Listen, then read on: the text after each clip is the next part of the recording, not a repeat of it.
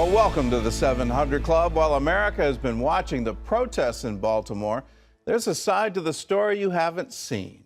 How the church is helping people on the streets. As John Jessup reports, churches and ministries have been on the scene in Baltimore to bring healing and hope. A stone's throw away from the CVS that went up in flames, businesses show their determination, picking up the broken pieces and planning to reopen their doors. For others, like Montrell Haygood in seminary school, the resolve isn't just about physical things. Man, I ain't going nowhere. I'm not going anywhere, man. I'm here. It's about community. All right, bro, take them two for yourself, baby. Hope and love. It encourages me to see surrounding communities come in and flood us with love. I know that it's going to be hard work. I know that it's not going to be a cakewalk from here, but I am encouraged nonetheless. Baltimore is known as Charm City, but it's the unrest and violence of the past week that has drawn media attention and outside protesters. But it has also been a call for churches and ministries to offer hope and healing to the community. Father, take us from the four walls of the church into the outside territory. Uproar Church, located on the city's outskirts, is one example. With food, prayer, or just a listening ear, its members show their love and support. It was absolutely heartbreaking to see a city that so desperately needs Jesus, and to see the outcry of a people that feel like they don't have a voice. We serve the invisible God, but I believe he gave the world a visible church. Others, like these chaplains, traveled a little farther, and within minutes of parking their RV, had 3 people who prayed the sinner's prayer. Never expected that to happen that quick, but God's in control, and that's what we're seeing. It's nothing new for them. The ministry to areas of civil unrest was birthed last year in Missouri after the death of Michael Brown. One thing we did learn from Ferguson, from the gang members, we hug people. That's who we are. We love to hug people. Others, like Jerry Levy, are targeting the city's youth, aiming to mentor young men, asking them to don a hat as a reminder of how men used to act. It shows that men had respect. You know, when you walked into a building, you took your hat off, but when you step back outside, you put your crown back on. For Montrell, the efforts of all these different ministries show that something good can come from the bad. I'm not going to say that it can't get any worse, but I think that this is the perfect example for the Lord to show his strength in all of this and show how powerful he is and great he is. John Jessup, CBN News, Baltimore. If there's anything that's going to bring reconciliation to our communities, to the inner cities, to these situations, it's the church. The church needs to be visible and very visible, because in the church, there's neither Jew nor Greek, slave nor free, male nor female. We're all one in Him. And it's wonderful to see the church in action.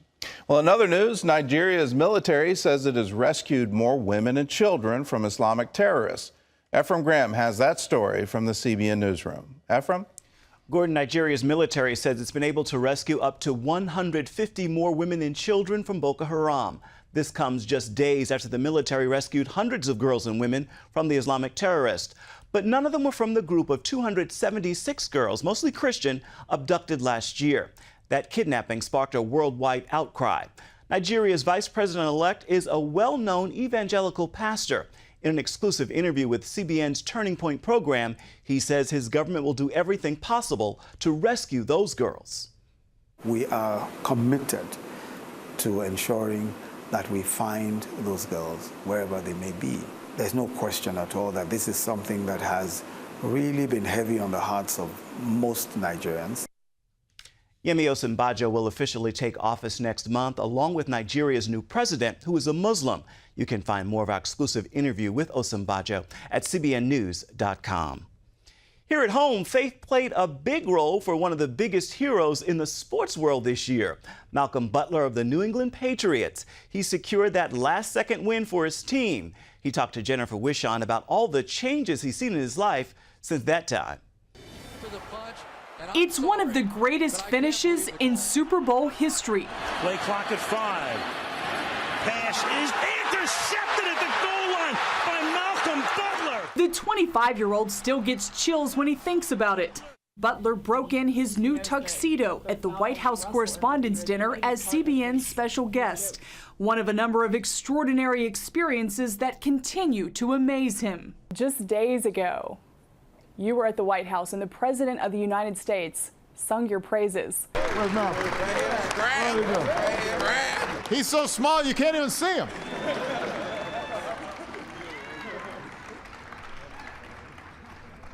But made an unbelievable play and showed heart and guts. He was looking for me. He called me short. I don't think I'm that short. I'm just around a lot of big guys. Are you still pinching yourself? Yeah, pretty much. Yeah, I am. It's an honor to have the leader of the world mention your name and congratulate you on your accomplishment. As soon as you realized that you had caught the ball and what that meant, tell me how you felt at that moment. I know my teammate, he fell on me and he started crying.